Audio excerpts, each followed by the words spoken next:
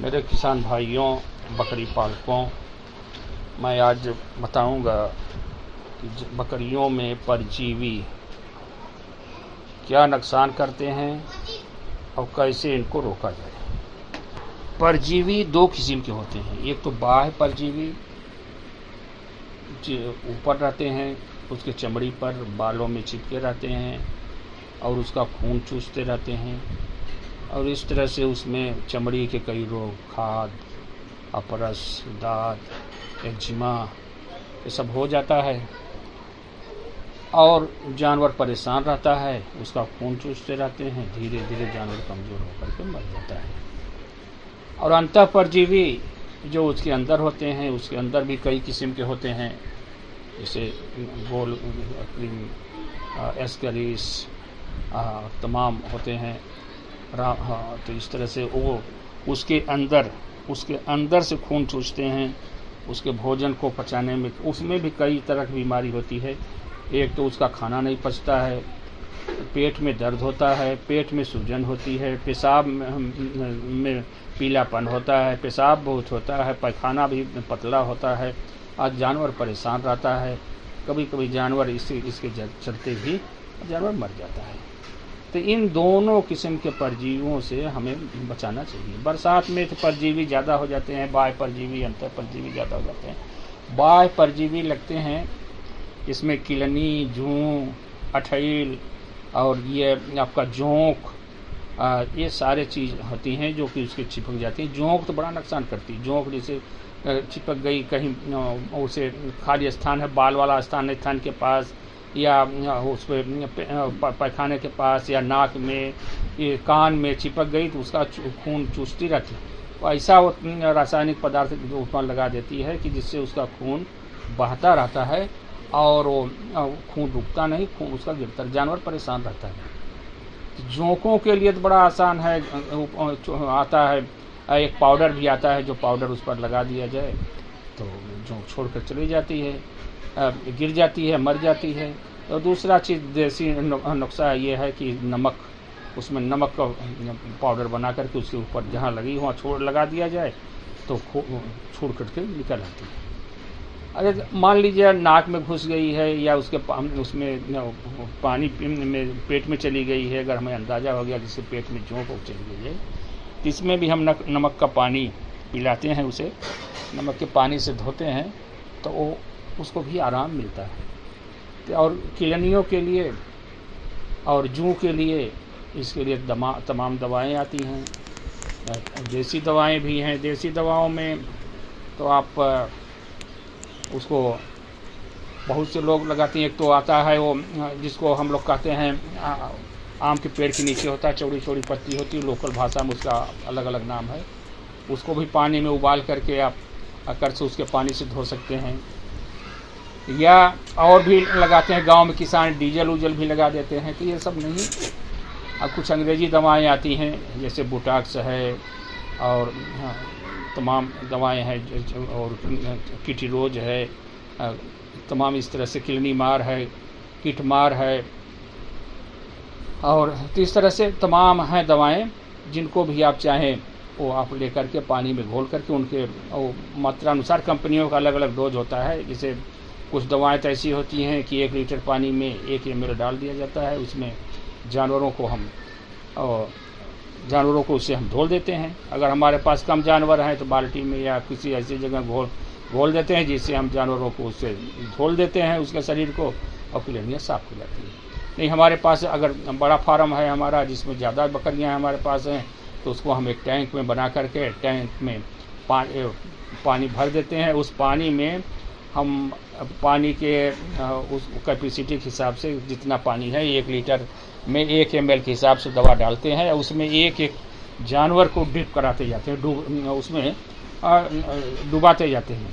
डुबाने में ध्यान ये रहे कि नाक में और उसके आँख में वो पानी न जाने पावे, उसके मुंह में तो उसका मुंह ऊपर करके इस तरह से हम डुबाते हैं बड़े सावधानी से। इस तरह से हमारा ये फ़ायदा होता है, इससे ऊपर के जितने भी परजीवी हैं ये सब नष्ट हो जाते हैं।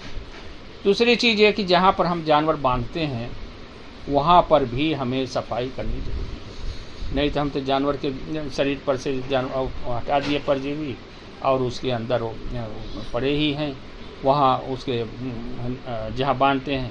तो उस जहाँ बांधते हैं उस बाड़े में भी हमें हफ्ते में 1 बार 2 बार उसे चूने के पानी से उसे फिनाइल के पानी से धोना चाहिए, चूना उसमें छिड़काव कर दिया जाए, या यही किलनी मारने वाली दवा या कोई ऐसी दवा जो खेत में आप डालते हैं, जैसे आप क्लोरोफास या इमिडाक्लोरोपिड या आप कोई भी दवा आप डालते हैं तो उसका भी छिड़काव आप उसमें कर सकते हैं।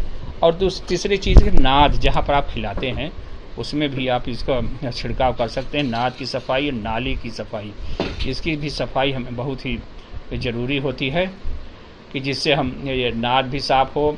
इसके लिए भी हम चूने से सफाई कर सकते हैं, नहीं ब्लीचिंग पाउडर एक आता है, ब्लीचिंग पाउडर से भी हम सफाई कर सकते हैं, जिससे हमारा नाद हो जाता है, स्टरलाइज हो जाता है और उसमें सारे जीवाणु उसके मर जाते हैं।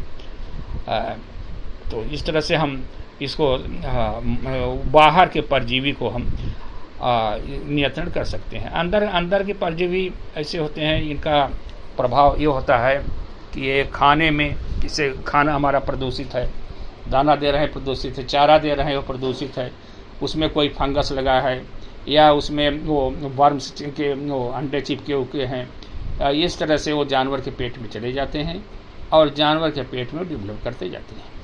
या पानी पी लिया, गंदा पानी पी लिया जो प्रदूषित पानी है, उस पानी को हम अगर पिला दें जानवर को तो जानवर के पेट में चले जाते हैं और उसके पेट में वो निवास करते हैं और वहीं से उस जानवर को नुकसान करते हैं। कुछ तो ऐसे होते हैं लीवर फ्लूक जिसको कहते हैं, ये तालाब का गंदा पानी पीने से या नहर का पानी पीने से घास में चिपके रहते हैं इसके प्रोटोजोआ और ये पानी के साथ उसके पेट के अंदर चले जाते हैं, उसके लीवर को नुकसान पहुंचाते हैं, जिससे कि उसका लीवर डैमेज होता है और उस लीवर डैमेज होने की वजह से जानवर धीरे धीरे कमज़ोर होता है। इसको लीवर फ्लूक की बीमारी कहते हैं, जानवर एक्सपायर कर जाता है, मर जाता है। इस तरह से तमाम कीड़ों वाली दवा है, कृमि अंदर चले जाते हैं। तो इसके बचाव के लिए हमें तो सावधानी बरतनी चाहिए। इसके बचाव के लिए हमें तो एक तो प्रदूषित दाना जिसमें फंगस लगे हों या कीड़े लगे हों, इस तरह से हमें यह चारा या दाना अपने जानवर को नहीं खिलाना चाहिए। दूसरी चीज़ की सफाई, जानवर की हमारी सफाई होती रहेगी, जो पशुशाला की सफाई होती रहेगी तो उसमें जो उसके परजीवी के कीटाणु अंडे और बच्चे होंगे वो सारे के सारे नष्ट हो जाएंगे। और दूसरी चीज़ है कि अगर हम पानी पिलाते हैं, उसे पानी से नहलाते हैं या पानी का इंतजाम करते हैं तो साफ़ और शुद्ध और ताज़ा पानी होना चाहिए, जिससे कि बकरियों के अंदर वो कीड़े न जा सकें। अगर हम चराई के लिए खोलते हैं तो बकरियों को हम अच्छा घर से ही पानी पिला करके ले जाएं या चराने के बाद ले आवें तो उन्हें पानी पिलावें। बाहर इनको हम तालाब का पानी या नहर का पानी या गंदा पानी हम बाहर से न पीने दें, नहीं तो ये जानवर के अंदर कीड़े चले जाएंगे और नुकसान करेंगे, हमारी बकरियां एक्सपायर कर सकती हैं। तो इनके लिए भी अगर ज़रूरी है सावधानी के लिए कि हमारे अपने बकरियों को, बच्चों को तो हर महीने में आप पिला सकते हैं, डॉक्टर से सलाह लेकर के, अपने नज़दीक के डॉक्टर से सलाह लेकर के। दवाएं बहुत आती हैं, पिपराजीन, पाइप्रेक्स, हेलमासीड, एल्बंडा जाल, फलमंडा जाल, नील वर्म, नैल जीन, तो तमाम आती हैं। जिसको भी आप चाहें आप अपने डॉक्टर से सलाह लेकर के हर महीने में पिला सकते हैं, नहीं तो बरसात के पहले एक बार और बरसात के बाद एक बार ऐसी दवाओं का पिलाना बहुत ही ज़रूरी है। इन दवाएं पिला देंगे तो हमें थोड़ा इत्मीनान हो जाता है, इन कीड़ों के लगने की संभावना कम रहती है, या पेट में जो पड़ गए हैं तो वो कीड़े नुकसान नहीं पहुंचाते, मर जाते हैं या तो बाहर निकल जाते हैं। तो इस तरह से हमें कोई भी दवा अपने डॉक्टर की सलाह से पिलाना चाहिए। तो हम 3 बात का ध्यान देना चाहिए हमें। एक तो टीकाकरण, कि कुछ बीमारी ऐसी होती हैं जिनका कि टीकाकरण ही उपाय है, जैसे PPR है, आपका गला घोंटू है, खुरपका मुँहपका है, बकरियों में भी लग सकता है।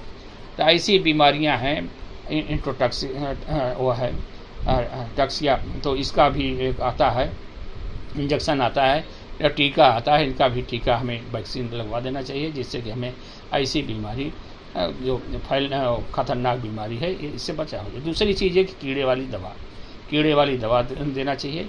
तीसरी चीज़ ये कि हमें अपने जानवरों की सफाई और ये बाड़े की सफाई और अपनी सफाई ये भी ज़रूरी है। अगर हम इन 3 बातों का ध्यान रखते हैं तो हमारा जानवर स्वस्थ रहेगा और हमारे फार्म में फ़ायदा होगा। तो इसी के साथ ही मैं अपनी वार्ता को समाप्त करता हूँ। अगर कोई बात आपको विशेष जानना हो तो हमारे इस चैनल के कमेंट में कमेंट करें और फिर मैं उस बारे में आपको जानकारी दूंगा। और हमारे इस चैनल को सब्सक्राइब भी कर लें, जिससे कि जो भी वीडियो बनता रहे आपको जल्द से जल्द मिलता जाए। धन्यवाद।